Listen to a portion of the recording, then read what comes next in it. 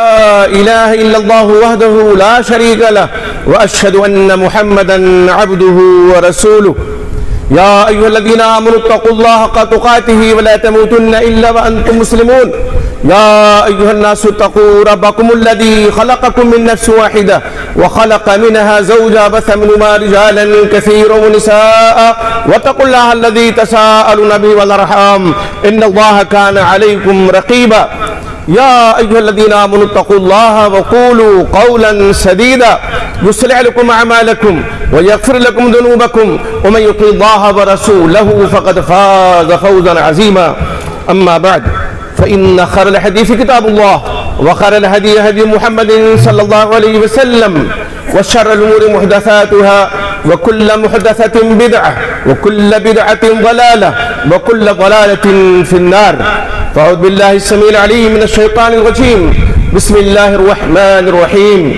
يا أيها الذين آمنوا قوا أنفسكم وأهليكم نارا وقودها الناس والحجارة. اللہ رب العزت کی تعریف و توصیف اور امام الانبیاء سید الاولین والآخرین امام اعظم محمد رسول اللہ صلی اللہ علیہ وسلم پر بے شمار درود و سلام کے بعد اسٹیج پہ تشریف فرما انتہائی مؤقر علماء کرام خطبہ اعظام محترم سامعین، مجھے جس موضوع پہ خطاب کا حکم ہوا ہے وہ ہے اصلاح معاشرہ. میں آپ سے عرض کروں، اصلاح معاشرہ ایک ایسا موضوع ہے کہ جتنے بھی خطابات دنیا میں ہوتے ہیں اور تقریریں ہوتی ہیں، ساری تقریریں اصلاح معاشرہ میں آ جاتی ہیں. صاف سیدھی بات ہے، اصلاح معاشرہ کے تعلق سے جو بھی بیان ہوتا ہے وہ اصلاح معاشرہ ہی سے متعلق ہوتا ہے. کسی بھی تعلق سے بیان ہو، آپ چاہے غیبت لے لیں، چغلی لے لیں، اخلاقیات میں اور چیزیں لے لیں، تربیت اولاد لے لیں، خدمت والدین لے لیں، روزہ، نماز، حج، زکوٰۃ، جتنے احکام اور معاملات اور مسائل ہیں سب کا تعلق اصلاح معاشرہ سے ہے. لیکن میں آج آپ کے سامنے چند باتیں اس تعلق سے عرض کروں گا جو بنیادی حیثیت رکھتی ہیں اور جہاں سے صالح معاشرہ کی تشکیل ہوتی ہے اور ایک صالح معاشرہ وجود میں آتا ہے، اس کا آغاز ہوتا ہے. یہ ایک حقیقت ہے کہ الحمدللہ ہم سب لوگ مسلمان ہیں اللہ کے فضل و کرم سے، لیکن اسلام کو کون کتنا فالو کر رہا ہے، اسلامی تعلیمات سے کتنا کون وابستہ ہے، یہ ایک سوالیہ نشان ہے. دیکھیے، اسلام ایک ایسا دین ہے کہ جس میں ہدایت کا سارا سامان موجود ہے. یہ دین تمام انبیاء کا تھا، حضرت آدم علیہ السلام سے لے کر کے نبی آخر الزمان محمد رسول اللہ صلی اللہ علیہ وسلم تک جتنے انبیاء، جتنے رسول، جتنے پیغمبر آئے، سب کا دین دین اسلامی تھا. لیکن فضیلت اس امت کی اور محمد رسول اللہ صلی اللہ علیہ وسلم کی یہ ہے کہ اللہ تعالیٰ نے اس دین اسلام کو ہمارے آپ کے اوپر مکمل فرمایا، اس کی تکمیل فرمائی. سورہ مائدہ میں اللہ تعالیٰ فرماتے اليوم اکملت لکم دینکم واتممت علیکم نعمتی ورضیت لکم الاسلام دینا. آج کے دن میں نے تمہارے اوپر تمہارے دین کو مکمل کر دیا اور بحیثیت دین میں نے اور اپنی نعمت کی تکمیل کر دی. وَأَتْمَمْتُ عَلَيْكُمْ نِعْمَتِي وَرَضِيتُ لَكُمُ الْإِسْلَامَ دِينًا. اور بحیثیت دین میں نے تمہارے لیے اسلام کو پسند کیا، اسلام سے راضی ہوا.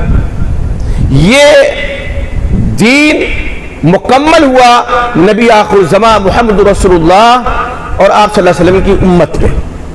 تو ظاہر سی بات ہے زندگی کا کوئی گوشہ اسلام میں تشنا نہیں رہا. وہ اسلام جو اللہ رب العزت نے امام الانبیاء محمد رسول اللہ صلی اللہ علیہ وسلم کے قلب اطہر پہ نازل فرمایا. اس لیے صالح معاشرہ کی تشکیل میں جو کردار اسلامی تعلیمات کا ہے وہ کسی بھی دھرم و مذہب کا نہیں ہو سکتا ہے۔ آپ دیکھیے ایک بچہ ابھی دنیا میں آیا نہیں ہے، لیکن وہ صالح کیسے ہو، دیندار کیسے ہو، تقوی شعار کیسے ہو، اس کی تعلیم مذہب اسلام میں پہلے سے ہے، پہلے سے ہے، اور اس بچے کی تربیت کا انتظام بھی پہلے سے ہے۔ آپ کے دل و دماغ میں سوال اٹھ رہا ہوگا کہ ایک بچہ بھی دنیا میں آیا نہیں ہے تو اس کی تربیت کا انتظام پہلے کیسے ہو سکتا ہے؟ ہاں ہو سکتا ہے، اور وہ اس طرح کہ مذہب اسلام میں ہمیں یہ حکم دیا گیا ہے، اللہ کے نبی محمد رسول اللہ صلی اللہ علیہ وسلم نے فرمایا ہے کہ اذا جاءکم من ترضون دینہ وخلقہ فزوجوہ، جب تمہارے پاس کوئی ایسا پیغام نکاح لے کر کے آئے جس کے دین اور اخلاق سے راضی ہو تو شادی کر دو۔ اگر ایسا نہیں کرو گے الا تکن فتنۃ وفساد عریض فی الارض، ورنہ فتنہ ہوگا اور یہ زمین میں لمبا چوڑا فساد ہوگا۔ تو شادیاں جو ہوتی ہیں ہمارے ہاں، ہمیں کس بات کا حکم دیا گیا ہے کہ دین کو دیکھیں، اور وہ حدیث بڑی مشہور ہے، اکثر خطبہ سے آپ سنتے رہے ہیں کہ آپ صلی اللہ علیہ وسلم نے فرمایا کہ عورت سے شادی 4 چیز کی بنیاد پہ کی جاتی ہے۔ کچھ لوگ مال دیکھتے ہیں، کچھ حسن و جمال دیکھتے ہیں، کچھ خاندان دیکھتے ہیں، اور کچھ لوگ ہیں جو دین دیکھتے ہیں، کچھ حسب و نسب، خاندان، کچھ دین دیکھتے ہیں۔ شریعت نے منع نہیں کیا ہے، آپ مال دیکھیے، اگر دینی مزاج ہے تو آپ دیکھیں کہ آپ کے گھر جو بہو آ رہی ہے جب اس کے باپ کی وفات ہوگی تو وراثت میں اس کو کتنا حق ملے گا، آپ دیکھیں نا، منع نہیں ہے، لیکن جہیز کے لیے نہ دیکھیے اللہ کے واسطے۔ دینی مزاج کے لوگ یہ دیکھ سکتے ہیں، منع نہیں ہے۔ حسن و جمال بھی دیکھیے، منع نہیں ہے، آپ حسب و نسب بھی دیکھیے، منع نہیں ہے، لیکن ترجیح کسے دینا ہے؟ ہمیں دین کو دینا ہے۔ دیندار خاتون کا انتخاب کر رہا ہے۔ آج یہی اکثر لوگوں سے نہیں ہو پاتا ہے۔ لوگ 3 جو آپشن رکھے ہیں شریعت پہلے کے وہ تو دیکھ لیتے ہیں، لیکن دینداری نہیں دیکھتے۔ تب جو گھر میں خاتون آ رہی ہے بہو بن کر کے، جو کبھی اپنی اولاد کی ماں بنے گی، وہ دیندار نہیں ہے تو اس کی گود میں جو بچے پرورش پائیں گے وہ دیندار کیسے ہو سکتے ہیں؟ وہ صالح کیسے ہو سکتے ہیں؟ صالح معاشرہ کیسے ہوگا؟ اس کی تعلیم اس طرح سے اسلام نے دی ہے۔ آپ صالحہ خاتون لائیے نا۔ اللہ کے نبی محمد رسول اللہ صلی اللہ علیہ وسلم فرماتے خیر متاع الدنیا ان الدنیا کلھا متاع، دنیا پوری کی پوری جو ہے یہ فائدہ حاصل کرنے کی چیز ہے۔ الدنیا کلھا متاع وخیر متاع الدنیا المرأة الصالحہ، اور بہترین پونجی، بہترین متاع دنیا کی کیا ہے؟ نیک عورت ہے، صالحہ عورت ہے۔ صالحہ عورت آئے گی گھر میں، اس کی گود میں جو بچے کلکاریاں لیں گے، جو پرورش پائیں گے، ان کی تربیت جس انداز میں کرے گی وہ دین کا انداز ہوگا، وہ نبوی طریقہ ہوگا۔ اللہ کے نبی محمد رسول اللہ صلی اللہ علیہ وسلم کی سیرت سنائے گی، صحابہ کرام کے واقعات سنائے گی، اگر وہ دیندار ہوگی۔ اور اگر بے دین ہوگی تو ظاہر سی بات ہے اگر بچہ رونے بھی لگے گا تو وہ ڈرائے گی کتوں سے، بلی سے، شیر سے، چیتے سے، بالو سے، اللہ کا خوف نہیں دلائے گی۔ پرورش اس انداز میں، اسی لیے کہا جاتا ہے الام مدرسۃ، عربی کا مقولہ ہے الام مدرسۃ اذا اعددتها اعددت شعبا طیب العراق، ماں مدرسہ ہے، اگر اس مدرسے کو تم نے تیار کر لیا تو ایک اچھی نسل گویا تم نے تیار کر دی۔ تو یہ جو ماں کا انتخاب ہے نا، یہ اچھا ہونا چاہیے۔ اصلاح معاشرہ پہ لمبی لمبی چوڑی چوڑی تقریریں ہم کر کے چلے جائیں، کبھی معاشرہ صالح نہیں ہو سکتا، اس کی اصلاح نہیں ہو سکتی ہے اگر بنیاد، یہ بنیاد اگر کمزور ہے۔ گھر گھر میں اگر ایسی خواتین موجود ہیں جن کا دین سے دور دور کا واسطہ نہیں ہے، نام کی جو مسلمان ہیں، تو ظاہر سی بات ہے دین سے وابستگی نہیں، توحید سے وابستگی نہیں، عقیدے توحید سے وابستگی نہیں، شرکی اعمال میں بہت سی خواتین لت پت ہوتی ہیں۔ تو ان کی گود میں جو بچہ آئے گا وہ اسی انداز میں اس کی پرورش کریں گی، اسی انداز میں اس کی تربیت کریں گی۔ قصور یہاں ہے، پانی یہاں مر رہا ہے، اس پر دھیان نہ دے کر کے ہم تقریریں کر لیں، جلسے کر لیں، کانفرنسیں کر لیں، یقین مانیے کچھ ہونا جانا نہیں ہے۔ اصلاح کی کوشش یہاں سے ہونی چاہیے، گھر میں نیک خاتون لائیے، تقوی شعار خاتون لائیے، تاکہ سوال معاشرہ تشکیل میں آ جائے، تشکیل پا جائے، بن جائے، سنور جائے۔ آگے بڑھیے ذرا، بچہ آیا گود میں، اس کا بہترین نام رکھنا چاہیے۔ نام میں تفاؤل ہوتا ہے نا، حضرت سید المسیب رحمۃ اللہ علیہ کبار تابعین میں سے فرماتے ہیں کہ میرے دادا کا نام حزن تھا، آپ صلی اللہ علیہ وسلم کی خدمت اقدس میں تشریف لائے تو آپ نے پوچھا مسلم تمہارا نام کیا ہے؟ قال اسمی حسن، تو کہا میرا نام حسن ہے۔ آپ صلی اللہ علیہ وسلم کا معمول گرامی یہ تھا کہ اگر کوئی ناپسندیدہ نام ہوتا تو اس کو بدل دیتے تھے۔ حسن کے معنی ہوتے سختی، درستگی کے، غمزدگی کے۔ آپ نے فرمایا لا بل انت سہل، نہیں میاں بلکہ تم اپنا نام سہل رکھ لو۔ سہل کے معنی ہوتے نرمی کے، نرم خوئی کے، نرم مزاجی کے۔ حضرت سعید رحمۃ اللہ علیہ فرماتے ہیں کہ میرے دادا محترم نے آپ صلی اللہ علیہ وسلم کے مشورے کو قبول نہیں کیا، فما زالت الحزرۃ فینا، تو برابر یہ غمزدگی ہمارے خاندان میں رہی، درستگی، سختی ہمارے خاندان میں برابر رہی۔ نام میں تفاؤل ہوتا ہے، نیک فال جسے کہتے ہیں، اچھا نام رکھنا چاہیے نا۔ آج لوگ نام میں بڑی بے توجہی کا شکار ہیں، خصوصاً ہمارے ہاں بر صغیر میں لوگ نام ایسا رکھتے ہیں کہ جس نام ہی سے شرک کی بو آتی ہے۔ نام رکھیں گے عبد المصطفیٰ، نام رکھیں گے عبد الرسول، نام رکھیں گے عبد النبی۔ عبد کے معنی ہوتے ہیں بندے کے۔ آپ صلی اللہ علیہ وسلم کیا فرماتے ہیں کہ سب سے بہترین نام عبداللہ اور عبد الرحمن ہے، سب سے بہترین نام عبداللہ اور عبد الرحمن، جس سے عبودیت کا اظہار ہوتا ہو۔ کس کا بندہ؟ اللہ کا بندہ۔ کس کا بندہ؟ رحمان کا بندہ۔ اب نام کیا رکھ دیا؟ عبد المصطفیٰ، مصطفیٰ محمد صلی اللہ علیہ وسلم کا نعوذ باللہ بندہ۔ عبد النبی، نبی کا بندہ۔ عبد الرسول، رسول کا بندہ۔ تو نام ہی جب شرکیہ ہے تو اس سے ہم توحید کی امید رکھیں گے نہیں، اس سے ہم یہ امید رکھیں گے کہ یہ توحید کا داعی بنے گا، توحید کا مناد بنے گا؟ ہرگز نہیں۔ اور اگر ہم ایسی امید رکھتے ہیں تو یقین جانیے ہم احمقوں کی جنت میں جی رہے ہیں۔ نام ہی غلط ہے، اور نام کا اثر ہوتا ہی ہوتا ہے کسی نہ کسی انداز میں۔ اس لیے آپ صلی اللہ علیہ وسلم نے اسلامی نام، دینی نام رکھنے کا حکم دیا ہے۔ اور آپ صلی اللہ علیہ وسلم اگر کوئی خراب نام ہوتا تھا، غلط نام ہوتا تھا تو اس کو بدل دیتے تھے۔ تو یہ معاشرہ اس وقت صالح ہوگا اور اس کی اصلاح اس وقت ہوگی کہ جب ہم فرد کی اصلاح کریں گے۔ دیکھیے فرد کی اصلاح کے بغیر معاشرے کی اصلاح کا تصور ہی بے معنی ہے، بے مطلب ہے۔ فرد کے مطلب تنہا انسان، ہم اپنی اصلاح نہ کریں اور اصلاح معاشرہ پہ لمبی چوڑی تقریر کر جائیں، کچھ نہیں ہونے جانے والا ہے، کچھ بھی نہیں ہونے جانے والا ہے۔ اس لیے اسلام نے سب سے پہلے فرد کی اصلاح کی جانب توجہ دلائی ہے، اور وہ اس طرح سے خاتون گھر میں دیندار ہے، بچے جو ہو ان کی تعلیم آپ دیں تو دینی تعلیم۔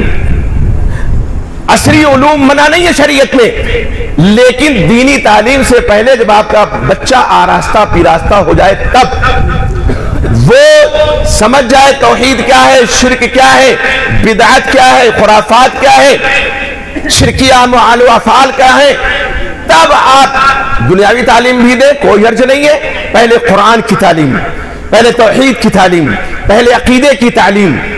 اور آپ کو معلوم ہونا چاہیے کہ عقیدہ یہ بنیاد ہے، یہ اساس ہے۔ ہم لاکھ نمازیں پڑھ لیں، لاکھ روزے رکھ لیں، تہجد گزار بن جائیں، عابد شب زندہ دار بن جائیں، حاجی بن جائیں، نمازی بن جائیں، روزے دار بن جائیں، لیکن ہمارا، آپ کا یا کسی بھی مسلمان کا اگر عقیدہ صحیح نہیں ہے تو یہ ساری نمازیں، یہ ساری عبادتیں، یہ سارے حج، یہ ساری ریاضتیں رائگاں ہو جائیں گی۔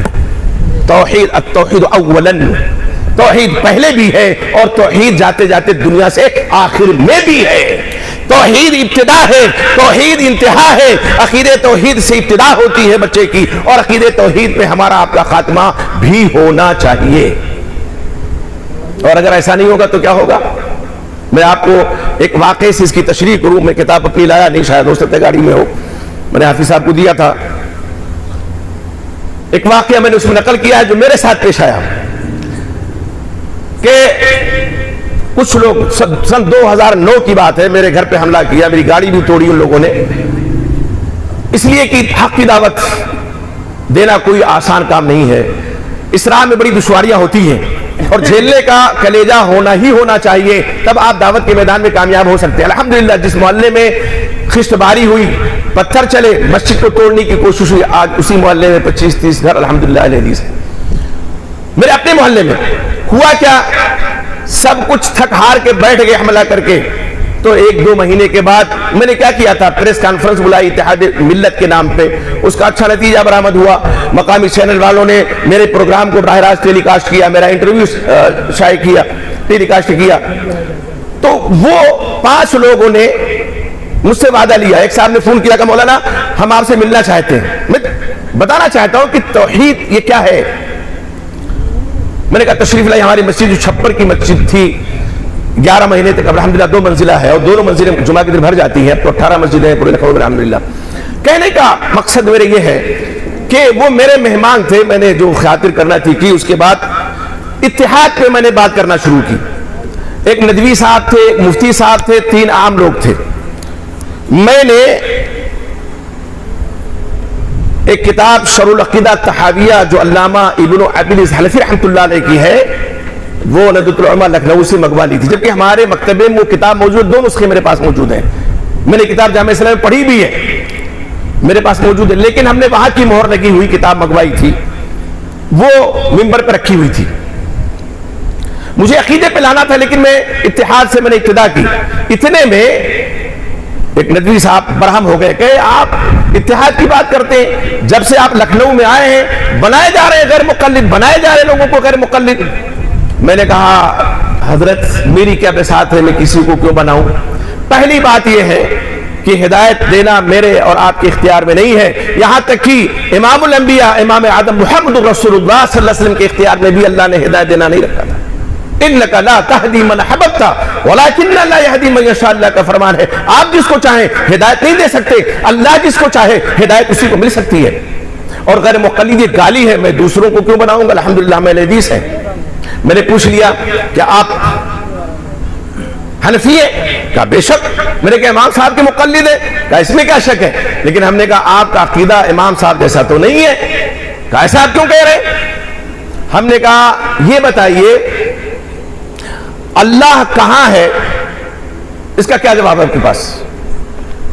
کہنے لگے اللہ ہر جگہ ہے، حاضر ہے ہر جگہ، اللہ ہر جگہ حاضر ہے. میں ایک عقیدے کی بات بتاؤں، اللہ اپنی ذات کے اعتبار سے عرش پر ہے. کہاں ہے؟ فوق السماوات، عرش کے اوپر ہے اور عرش سے جدا ہے. ٹھیک ہے.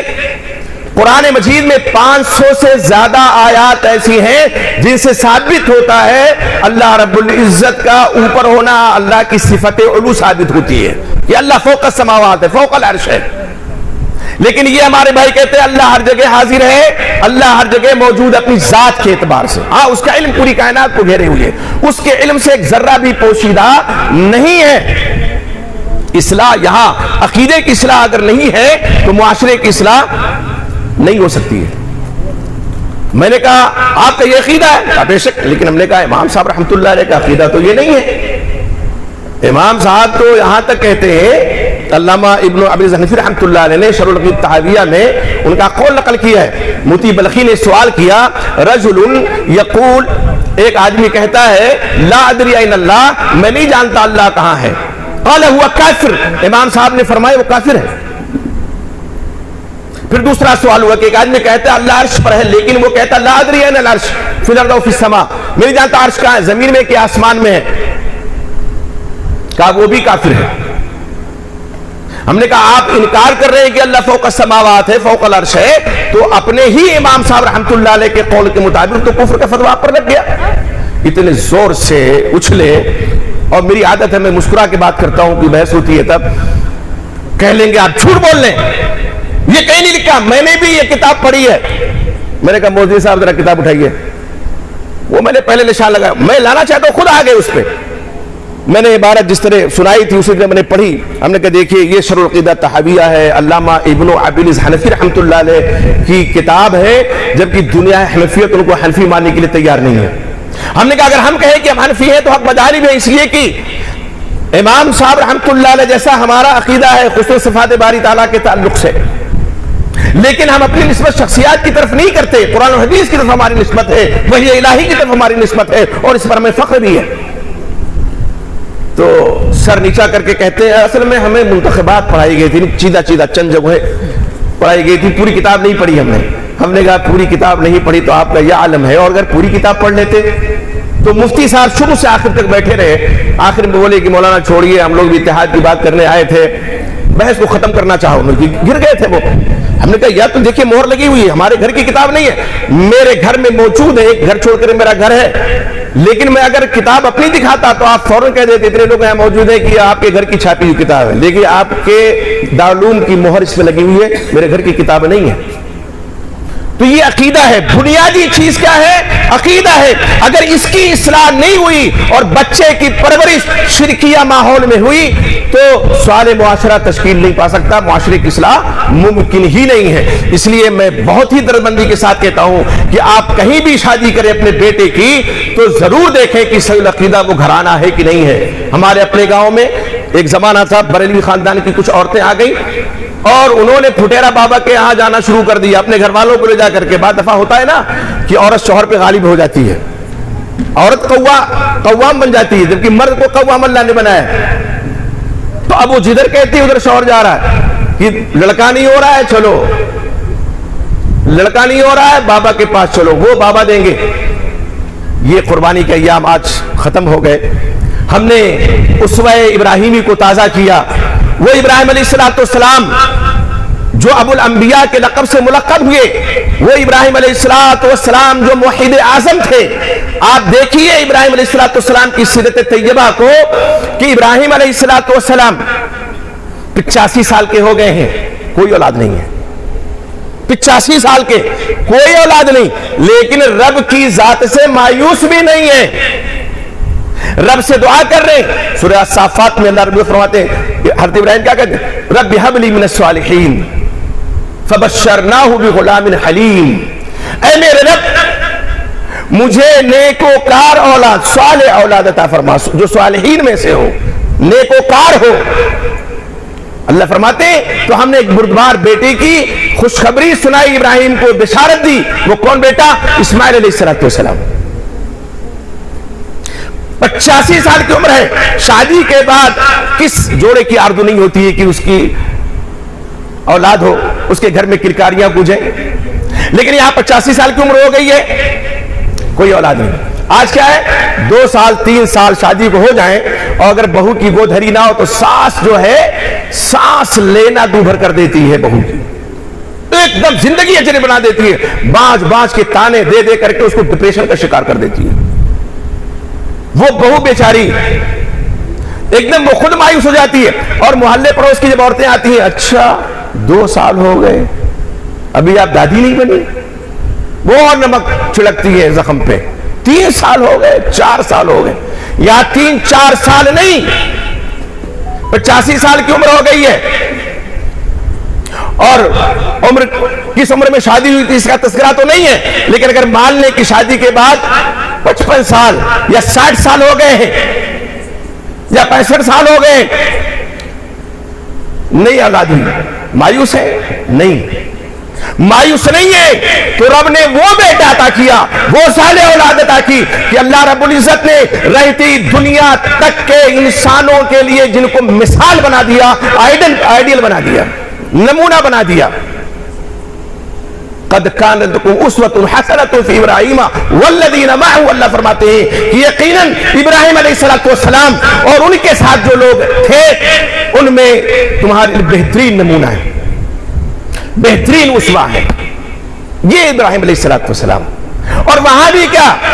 ابراہیم علیہ السلام اور آپ کا پورا خاندان، آپ کے بیٹے، آپ کی ازواج اور پورا خاندان توحید پر گامزن ہے.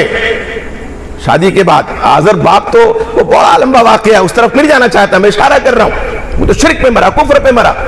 لیکن یہاں ابراہیم علیہ السلام کے بیٹے, بیویاں اور خاندان آگے جو نسل چلی, توحید والی نسل تھی. ابراہیم علیہ السلام نے رب سے دعا کی, رب هب لي من الصالحین. یہ دعا ہونی چاہیے, آپ دعا کیجئے نا, رب کی ذات سے مایوس نہیں ہونا چاہیے. لیکن اگر 2-4 سال اولاد نہ ہو تو تانے تشنے نہیں دینا چاہیے. گھر کو بگاڑتی ہے عورت, معاشرے اور سماج میں بگاڑ کا سب سے زیادہ سبب بنتی ہے عورت. عورت لاڈ و پیار زیادہ دیتی ہے لڑکے کو تو چوری کا عادی ہو جاتا ہے, گالی کا عادی ہو جاتا ہے, محلے کے بچوں کو پریشان کرنے کا عادی ہو جاتا ہے, مارتا ہے, پیٹتا ہے, اور شکایت کوئی لے کر کے آتا ہے تو سینے سے لگا لیتی ہے, وہاں بھی تو ننھا بچہ ہے, ارے ابھی خواہ مخواہ تم پیچھے پڑے ہوئے, پورا محلہ ہمارے بیٹے کے پیچھے پڑا ہوا ہے. بگاڑتی ہے ماں. اس لیے ماں کو صالحہ ہونا چاہیے, تقوی شعار ہونا چاہیے, دیندار ہونا چاہیے, اور ذمہ داری کا احساس اسے ہونا ہی ہونا چاہیے.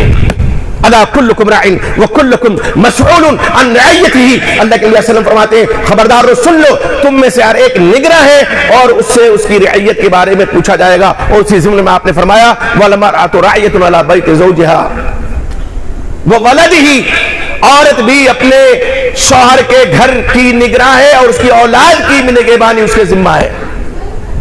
اس سے پوچھا جائے گا اس کے بارے میں کہ تمہیں بیٹا دیا تھا, بیٹی دی تھی, اولاد سے نوازا تھا, تم نے پرورش کیسے کی, اس کی تربیت کیسے کی.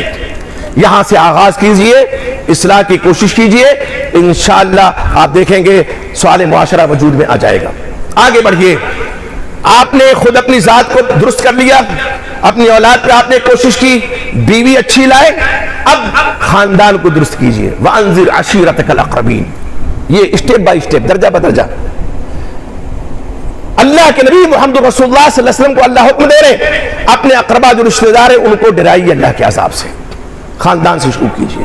خاندان میں اگر کوئی بگاڑ ہے عقیدے اور عمل میں تو اس کو دور کرنے کی کوشش کیجئے. کوئی بے نمازی ہے اس کو نمازی بنانے کی کوشش کیجئے. اور آج تو بے نمازیوں کا مت پوچھئے, اللہ اکبر. یہ کورونا جو وبا آئی اور یہ دوسرا سال جس کا چل رہا ہے, بہت سے لوگوں کو اللہ نے توفیق دی, مسجدیں آباد انہوں نے کرنا شروع کر دی. لیکن کتنے بد نصیب ایسے بھی اس دنیا سے رخصت ہو گئے اور آج بھی موجود ہیں کہ دیدہ دانستہ دیکھ رہے ہیں, سن رہے ہیں, کھلی آنکھوں سے دیکھ رہے ہیں, ننگی آنکھوں سے دیکھ رہے ہیں دنیا سے جنازہ اٹھتا ہوا لوگوں کا, ایک جم غفیر کا, لیکن عبرت کا سامان نہیں لیتے ان کے پاس ہے. عبرت نہیں لیتے, نصیحت نہیں لیتے. سانس کی ڈور کب اکھڑ جائے کسی کو کچھ پتا نہیں ہے. یہ دنیا چند روزہ ہے اور اس دنیا سے لو نہیں لگانا چاہیے. آج عالم یہ ہے, آپ معاشرے اور سماج کو دیکھیے, ہر طرف غوغائیت ہے, ہر طرف خدا بیزاری ہے, اور ہر طرف خدا, یہ لفظ تو نہیں کہنا چاہیے لیکن اصطلاحی لفظ ہے یہ, اس لیے اس میں کوئی حرج نہیں ہے. ٹھیک ہے. آپ دیکھیں گے کہ جب اللہ کے اسماء الحسنی کا ذکر جمیل آتا ہے تو خدا کہیں لفظ نہیں ہے, کہیں بھی. ہاں اردو میں مستعمل ہے, فارسی میں مستعمل ہے. اللہ کے جو اسماء الحسنی ہیں, اللہ فرماتے ہیں کہ وَلِلَّهِ الْأَسْمَاءُ الْحُسْنَى فَادْعُوهُ بِهَا. اللہ کے پاکیزہ نام ہے, بہترین نام ہے, اچھے نام ہے, تو اللہ کو انہی ناموں سے پکارو. لیکن کچھ اردو کی اصطلاحات ہیں جو در آتی ہیں, وَلَا مُشَاحَةَ فِي الْاصْطِلَاح. کہنے کا مقصد میرا یہ ہے کہ آپ دیکھیں یہاں ماحول جو بنا دیا گیا ہے ہمارے آپ کے ذریعے سے, مرد و خواتین کے ذریعے سے, خصوصاً خواتین ذمہ دار ہیں معاشرہ کے بگاڑ میں. وہ شادی میں خوبصورتی دیکھتی ہیں, جہیز دیکھتی ہیں, نہیں دیکھتی ہیں تو دینداری, تو معاشرہ تو بگڑے گا ہی, گھر تو بگڑے گا ہی, ماحول تو خراب ہوگا ہی. اور اسی لیے کسی نے کہا تھا کہ سارا سہارا غم کے بگولے, بستی بستی درد کی آگ, جینے کا ماحول نہیں ہے لیکن پھر بھی جیتے ہیں. ساغر ساغر زہر گھلا ہے, قطرہ قطرہ مہلک ہے. یہ سب کچھ معلوم ہے لیکن پیاس لگی ہے پیتے ہیں. اسی معاشرے میں ہمیں جینا ہے اور اسی معاشرے میں ہم جیتے ہیں, لیکن معاشرے میں جو خرابیاں ہیں معاشرے کی, جو برائیاں ہیں معاشرے کی, ایک درد مند دل چیخ اٹھتا ہے ان خرابیوں کو دیکھ کر کے. آپ کو کیا یہ احساس ہے کہ ایک متقی آدمی جب دیکھتا ہے اپنے محلے اور پڑوس میں بے نمازیوں کو، اپنے گھر میں بے نمازیوں کو، تو اس کو تکلیف نہیں ہوتی ہوگی؟ مؤذن پکارتا ہے حی علی الصلاۃ، آؤ نماز کی طرف، مؤذن پکارتا ہے حی علی الفلاح، اور آؤ کامیابی کی طرف، نہ نماز کی طرف جاتے نہ کامیابی کی طرف جاتے، تو دنیا میں کامیابی کیسے مل سکتی ہے؟ آخرت میں کیسے سرخرو اور کامیاب ہو سکتے؟ پتہ نہیں ہو سکتے۔ مسجدیں آج بھی ویسے خالی ہیں، مسجدیں مرثیہ خواہ ہیں کہ نمازی نہ رہے، آج مسجدیں نمازیوں کو ترس رہی ہیں، آج بھی اس کورونا کے ماحول میں بھی۔ تو یہ ہے رمضان کا مہینہ گزرا، ہٹے کٹے نوجوان ایسے ہی منہ چلاتے بھیڑ بکریوں کی طرح سے دن گزار دیے، انہوں نے روزہ نہیں رکھا، عبرت نہیں لی۔ تو معاشرے کی اصلاح یہ جو بنیاد ہے، یہاں سے جب آپ شروع کریں گے نا تو نوجوان آپ کو روزے دار ملیں گے، چلچلاتی دھوپ میں بھی وہ روزہ رکھیں گے۔ تو یہاں آپ شروعات کیجئے، جن کی شادیاں ہو چکی ہیں وہ بے شک ابتدا کر دیں، جن کی نہیں ہوئی ہے وہ عزم کر لیں کہ ہم جاہو جلال نہیں دیکھیں گے، مال و منال نہیں دیکھیں گے، ہم دیکھیں گے تو صرف دینداری دیکھیں گے، تقوی دیکھیں گے۔ اور یقین جانیے کورونا کی وجہ سے بہت سی شادیاں تو سادہ ہو چکی ہیں، لیکن بہت سے لوگ پہلے بھی سادہ تھے اور سادگی میں شادی کرتے تھے۔ میں آپ کو ایک واقعہ بتاؤں، بنارس سے لوگ آئے شادی کرنے کے لیے، لڑکی دہلی کی ہے، شادی لکھنؤ میں ہو رہی ہے۔ بنارس کے لوگوں نے اور دہلی کے جو لڑکی والے تھے وہ حنفی تھے اتفاق سے، بنارس کے لڑکے والوں نے کہا، کتنے لوگ آئے تھے؟ 5 لوگ، صرف 5 لوگ، جن میں ایک باپ تھا، بیٹا تھا اور 3 ان کے رشتہ دار تھے، ایک بنگلور سے تھے، ایک در بہار کے سائڈ کے تھے اور ایک غالباً مہاراشٹر کے تھے۔ یہ 3 رشتہ دار تھے اور باپ بیٹا، کل 5 لوگ تھے۔ ان کی شرط یہ تھی کہ ہمارے مولانا نکاح پڑھائیں گے، یعنی میرے بارے میں انہوں نے کہا، مجھ سے رابطہ کیا، کہا کہ آپ اگر لکھنؤ میں رہیں تو نکاح پڑھا دیجیے میرے بیٹے کا، لیکن ٹھیک ہے انشاءاللہ پڑھا دیں گے۔ اب خوش ہوتا ہے دل، دیکھتے کوئی تام جام نہیں ہے، 5 لوگ آئے، رخصت کرانے کے لیے تو کچھ لوگ جائیں گے نا، لڑکی ایسے تو نہیں آ جائے گی۔ دیکھیے 2 انتہاؤں میں لوگ بٹے ہوئے ہیں، ایک انتہا یہ ہے کہ بارات جاتی ہے فوج کی شکل میں لڑکی کو رخصت کرانے کے لیے، اور ایک انتہا یہ ہے کہ بعض لوگ فتویٰ دیتے ہیں کہ لڑکی کے گھر کھانا حرام ہے، لڑکی کا باپ جو کھانا کھلاتا ہے وہ کھانا حرام ہے۔ اللہ اکبر۔ ایک زمانے میں کئی سال ہو گئے کانپور میں فتنہ اٹھا، پھر میں نے باقاعدہ طور پہ استفتاء ہوا تو میں نے لکھ کے دیا فل اسکیپ 2 کاغذ پہ کہ بھئی یہ کہاں سے آپ حرام کہہ رہے ہیں؟ جو مہمان رخصت کرانے جائیں گے ان کی ضیافت کی ذمہ داری ہے لڑکی کے باپ کی نہیں ہے نا؟ بالکل ہے، تو ان کی ضیافت کرے گا، ہاں فوج کی شکل میں نہ جائے۔ تو 2 انتہاؤں میں لوگ بٹے ہوئے ہیں، ایک یہ کہ جائیں گے تو فوج کی شکل میں، اور ایک یہ کہ نہیں پانی پینا بھی حرام، کھانا کھانا بھی حرام ہے۔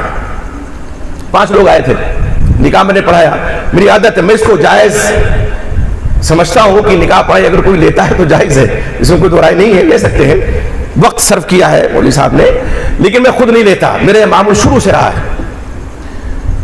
تو انہوں نے بہت کوشش کی، میں نے کہا کوئی سوال ہی نہیں ہے۔ تو جو بنگلور کے ایک صاحب تھے انہوں نے واقعہ بیان کیا کہ مولانا ایک شادی میں ہم تھے، مہر باندھا گیا تو جو قاضی صاحب تھے وہ پھیل گئے، انہوں نے کہا جتنا مہر باندھا اس کا آدھا میں لوں گا، اگر 1 لاکھ مہر ہے تو 50,000 دوں گا میں۔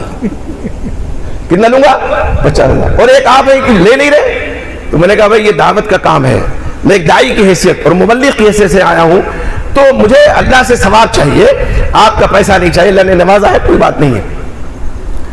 اتنا متاثر ہوئے کہ وہ آج بھی میرے رابطے میں واٹس ایپ وغیرہ پہ جو مسئلہ مسائل ہوتا ہے تو مجھ سے پوچھتے رہتے ہیں۔ تو ایک یہ شادی ہے، اور ایک شادی میں بتاؤں، اور ایسی شادیاں کئی میں نے اٹینڈ کی ہو، بغیر نکاح پڑھائے چلا آیا، اہل حدیث لڑکا ہے، پورا گھر اس کا اہل حدیث نہیں ہے، باپ نہیں اہل حدیث ہے، ماں شاید تھی کہ نہیں تھی، لیکن 2-3 بھائی اہل حدیث ہو چکے تھے، وہ ہماری مسجد میں خطبہ سننے آتے تھے۔ کہا مولانا نکاح پڑھا دیجئے۔ کھدرے میں ایک شادی حال میں نکاح کا انتظام تھا، ہم پہنچے، میرے بیٹے مولانا فرید الدین فیضی ان کے ساتھ، حال میں جیسے ہی میں نے قدم رکھا ایک پھلجھڑی چھوٹی، تو میں نے سوچا کہ اس بچے نے شرارت کی ہو، واللہ العظیم سچا واقعہ ہے۔ لیکن اس کے بعد کیا ہوا، لگتا ہے دکان کھل گئی پٹاخوں کی، میں نے فریق سے کہا گاڑی سٹارٹ کرو، میں نکاح نہیں پڑھاؤں گا، کوئی سوال ہی نہیں ہے۔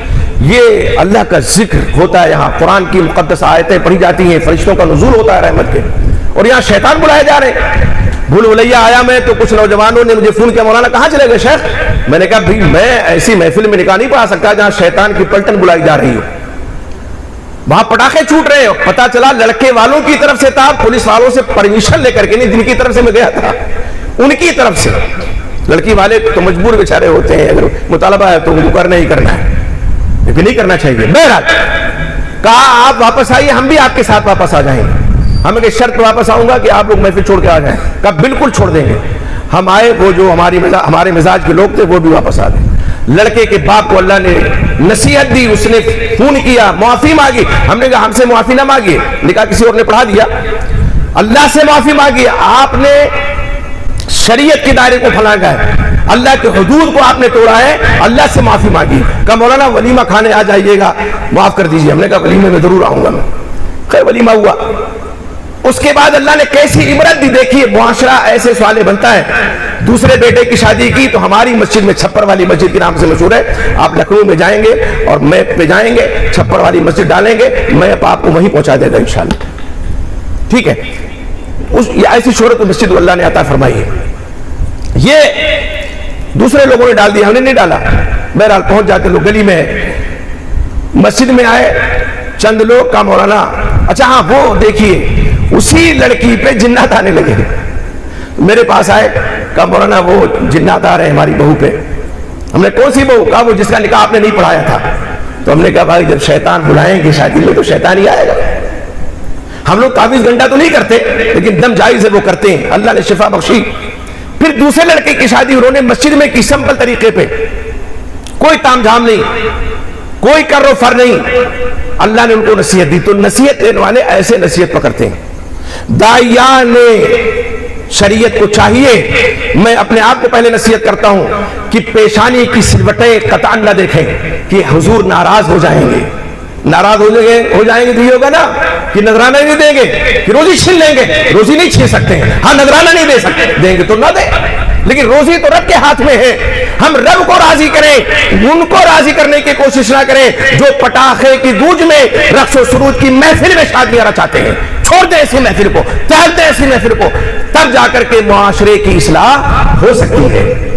خاندان سے نکلے آپ سماج میں آئیے، یہ جو ہے یہ اسٹیپ آخری ہے۔ سماج کے اصلاح کی کوشش اس انداز میں کیجئے کہ شریعت کے خلاف اگر کوئی بھی عمل ہو رہا ہے اس کا بائیکاٹ کیجئے، بہشکار کیجئے، اور اگر وہ عمل عقیدے سے تعلق رکھتا ہے تو ضرور ہی کیجئے۔ بدعت ہے وہ عمل، تب بھی اس کی زبردست نکیر کیجئے۔ آج بہت سی بدعتوں نے اہل حدیث گھرانوں کی بھی راہ دیکھ لی ہے، ٹھیک ہے۔ ہمارے ہاں ابھی عید الاضحیٰ گزری ہے نا، حالانکہ کئی سال پہلے، اب تو میں یہاں نہیں، وہی عیدین کی نماز پڑھاتا ہوں، خطبہ دیتا ہوں، تو ہم نے باقاعدہ طور پہ دلائل کی روشنی میں یہ عرض کیا تھا، مجھے اچھی طرح یاد ہے کہ عید کے دن کو خاص کرنا، جمعہ کے دن کو خاص کرنا قبرستان کی زیارت کے لیے یہ جائز نہیں ہے، بدعت ہے۔ ہاں آپ زیارت کیجئے، قبرستان جائیے، اللہ کے نبی محمد صلی اللہ علیہ وسلم کا فرمان ہے، كنت نهيتكم عن زيارة القبور فزوروها فإنها تذكر الآخرة، میں نے ابتدا میں تمہیں زیارت قبور سے منع کر دیا تھا، لیکن اب جاؤ اس لیے کہ اس سے آخرت کی یاد آتی ہے۔ قبر جائیں گے، قبرستان میں جائیں گے، قبر کی زیارت کریں گے نظر و نیاز کے لیے نہیں، تو کیا یاد آئے گی؟ آخرت، موت یاد آئے گی، اس لیے جانا ہے۔ لیکن اس کے لیے کوئی دن خاص کرنا، والد کی یاد عید کے دن، خوشی کے دن غم منانے جا رہے ہیں، آپ کیا کرنے جا رہے ہیں قبرستان میں، کس لیے جا رہے ہیں؟ میں نے اس پہ نکیر کی، باقاعدہ لکھا میں نے واٹس ایپ پہ۔ ہم نے کہا واقعی درد ہوتا ہے، ٹھیس اٹھتی ہے کہ گاؤں ہے اہل حدیثوں کا اور اس طرح سے لوگ کرنے لگے۔ چاہیے خطیب کو جو عید کا خطبہ دیتے ہیں لوگ کہ وہ پہلے سے بتا دیں کہ آپ جائیے، خوشیاں منائیے، بکرا ذبح کیجئے، جانور ذبح کیجئے، اللہ کے حضور قربانی پیش کیجئے، اللہ کے واسطے اس دن کو قبرستان کی زیارت کے لیے خاص نہ کیجئے، نہیں درست ہے۔ تو یہ چھوٹی چھوٹی جو چیزیں ہوتی ہیں نا، بعد میں جب یہ پہاڑ کی شکل اپنا لیتی ہیں تو پہاڑ کو اپنی جگہ سے کھسکانا مشکل ہو جاتا ہے. ناممکن تو نہیں کہہ سکتا لیکن مشکل ضرور ہو جاتا ہے. تو یہ جو غربہ کشتن روز اول، بلی کو پہلی ہی رات میں مار دینا چاہیے. کیا مطلب بلی مارنا جائز ہے؟ نہیں، یہ بھی ایک مسئلہ ہے. سن لیجئے، یہ بھی ایک مسئلہ ہے. اور یہ مسئلہ کیسے وجود میں آئی وہ بھی ایک کہانی ہے. دو بہنیں تھیں، خواتین سنیں بڑے غور سے. انہوں نے آپس میں عہد کیا کہ ہماری جہاں شادی ہوگی شوہر کو مٹھی میں رکھیں گے. کسی میں رکھیں گے؟ مٹھی میں، اور انگلی پہ نچائیں گے. بڑی کی شادی ہوئی، اس نے اس نسخے پہ عمل کر لیا. شوہر کو جہاں کہتی وہاں اٹھتا، جہاں کہتی وہاں بیٹھتا، جہاں کہتی وہاں جاتا، جہاں منع کرتی وہاں نہیں جاتا. جیسے بریلوی خاندان کی عورت آ جائے اور غالب آ جائے تو مزار پہ ضرور لے جائے گی. ارے کیا عرض بابا تھے، اب کچھ بگڑی بن جائے گی، اولاد آ جائے گی، تو اولاد کے چکر میں حضرت پہنچ گئے وہاں. بہرحال اس نے اس نسخے پہ عمل کیا. اب جس سے اس کی شادی ہوئی تھی اس کا ایک دوست تھا. اس نے دیکھا کہ جب سے میرے دوست کی شادی ہوئی ہے اس کے رنگ ڈھنگ بدل گئے، اس کا اٹھنا بیٹھنا بدل گیا ہے. یہ تو ہمیشہ بیوی کے پلو سے بنا رہتا ہے، کبھی ہماری محفل میں آنا گوارا نہیں اسے. اس نے پتہ لگایا تو معلوم یہ ہوا کہ ایسی ایسی بات ہے. انہوں نے ایک پروگرام مرتب کیا تھا، اس پر اس نے عمل کیا. اس نے چھوٹی والی بہن کو پیغام نکاح دے دیا، کہا اس کو میں درست کروں گا. وہ شادی کر کے جب لایا اس چھوٹی بہن کو تو کیا کیا، گھر میں بلیاں ہوتی ہیں، کمرے میں بند کر دیا، تلوار رکھ لی تکیے کے نیچے. اب بلی کمرے میں بند ہے تو میاؤ میاؤ کرے گی. اب وہ جب چیخنے لگی، کمرہ بند ہے، دروازہ بند ہے، تو آؤ دیکھا نہ تھا اس نے تلوار نکالی تکیے کے نیچے سے، شاپ سے مارا، گردن اس کے لگ ہو گئی. اب وہ عورت دھل گئی. اتنا ظالم انسان، بلی بے زبان جانور کو مار دیا اس نے.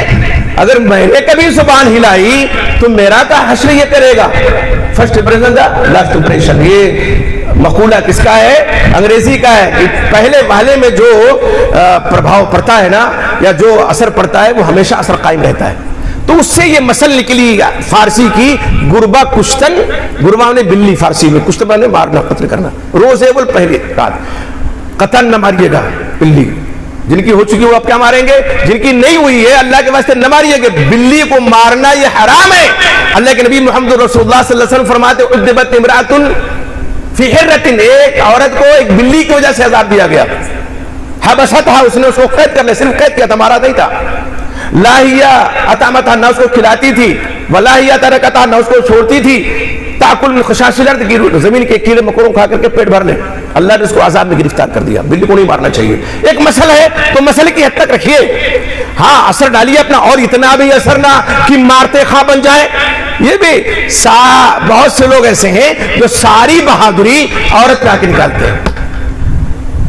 ایک صاحب تھے، وہ میدان کاردار میں بھیڑ بن جاتے تھے، بیوی کے پاس آتے تھے تو شیر بن جاتے تھے. اس نے کہا اسد علیہ وفی الحروب نعامۃ، میرے اوپر شیر بنے ہوئے ہو اور جب میدان جہاد میں جانا ہوتا ہے تو بھیڑ بن کر کے دمدمہ کر کے بھاگ آتے ہو. تو ایسا بھی نہیں ہونا چاہیے، دو انتہاؤں پہ نہیں ہونا چاہیے.